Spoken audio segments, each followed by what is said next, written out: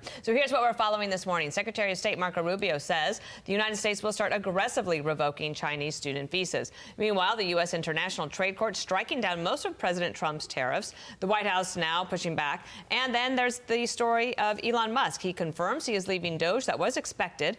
He did lead the agency in saving an estimated $175 billion in slashed government waste, which was quite a bit smaller than yes. projected. So with that, our plate is full. Team Fox coverage. Hugh Hewitt's got analysis. He's on deck. Let's start with the news on the terrorists. Major news there. Alexandria Hoff begins there from the North Lawn. Alex, good morning. Hey, good morning to you. Yeah, the Trump administration is appealing this decision by a three-judge panel that blocks his sweeping tariffs, the president's sweeping tariffs. The White House stating this, quote, "It is not for unelected judges to decide how to properly address a national emergency." Now, the Federal Trade Court disagreed with the administration applying the International Emergency Economic Powers Act to tariffs. It's something that had never been done before. Quote, "The court does not read IEEPA to confer such unbounded authority." Well, National Economic Council Director Kevin Hassett said this morning that he doesn't think the president's trade deal-making will be impacted by what many will see as a loss of leverage here, saying that there are 3 more trade deals nearly done. He also responded to some skepticism coming from some GOP members and Elon Musk over the president's big, beautiful bill. Listen. If you're disappointed in the end at what's in the big, beautiful bill, don't forget that there are a million other spending cuts coming because of Doge cuts, because of other things we can do with executive order. Now, the White House is expected to send a roughly $9.4 billion federal spending cut proposal to Congress next week, doing so via a rescissions package, which is a way for the president to block funds already allocated by Congress. The primary targets there will be NPR, PBS, and USAID. And House Speaker Mike Johnson says there's an immediate effort to codify Doge cuts that coincides with Elon Musk's tenure in the government coming to a close. He thanked the president in a post and added that Doge's mission will only strengthen over time. Now, as a special government employee, which is what Musk was, you're only allowed to serve for 130 days per calendar year. That 130 mark ends at the end of the month. Yes. Okay, all right, that's a lot. That's a lot for now. Thanks, Alexander. Nice to see you. Thanks, Dana. Hugh Hewitt is here with us, Fox News contributor. Great to have you. Senator Kennedy was on with Laura Ingraham last night saying this. I think it's pretty clear that the president has tariff authority. Congress gave it to him. Sooner or later, the Supreme Court is going to have to address this. Those who oppose the executive branch and those who oppose the legislative branch and are seeking recourse in the courts are at some point going to dig up more snakes than they can kill. All right, Hugh, this all came down last night. A lot of people looking at it and from lots of different directions. So many opinions. What's yours?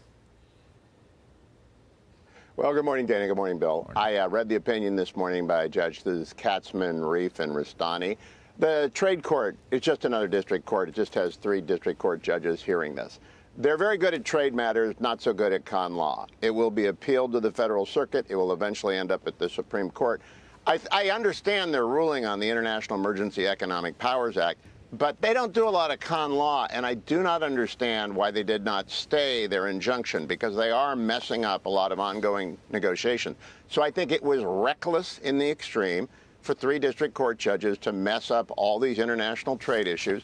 And I do understand the China trade tariffs as being national security. I can even understand the 10% international, the global 10% tariff as being related to as a sort of tax on our defense budget that we do for the rest of the world.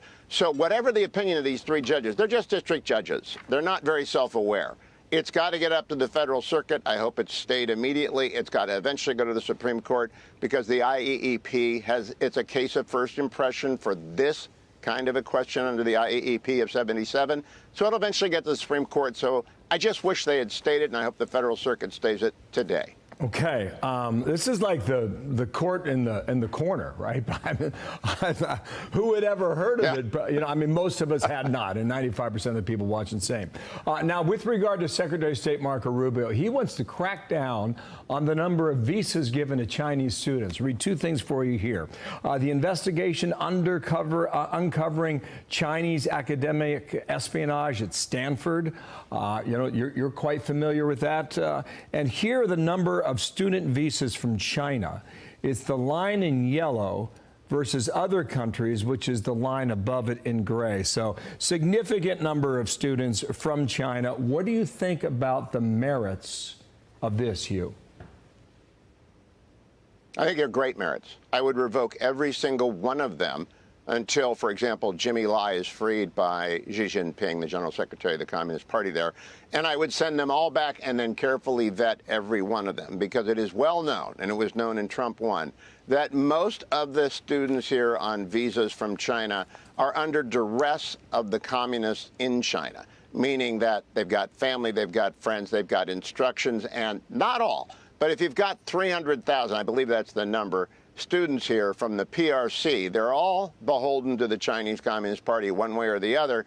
And if even only 10% of them, 30,000, are actively engaged in spying and stealing and espionage, that's a major problem. So I think Secretary Rubio is continuing what Secretary Pompeo did under President Trump in his first term, which is crack down on the Chinese Communist Party and its agents in the United States. So I'm 100% with them. Send them home. When they free Jimmy Lai, he's being honored by the Brandley Foundation tonight, we can start talking again about a new vetting process. But we ought to be aware, it's like having Germans in the United States in 1935 to 1938. We have to really wonder, what are they doing and to whom are they doing it?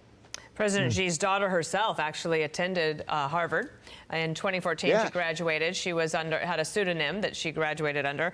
This is the New York Times. I don't know if this is the best argument. I've heard better ones, but here, let me read this to you from the New York Times. That the directive will no doubt fuel worries amongst the roughly 275,000 Chinese students in the United States, as well as professors and university administrators who depend on their research skills and financial support. I mean, is that something we can do without?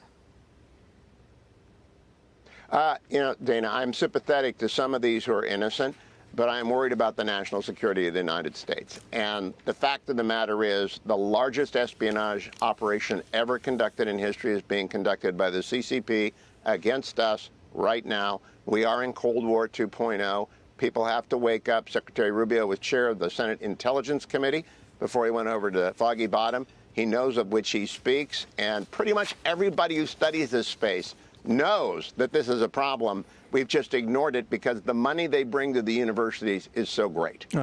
So message from the White House is, how do you offer 300,000 student visas to Chinese nationals every year when you know they're legally required to gather intelligence for the CCP?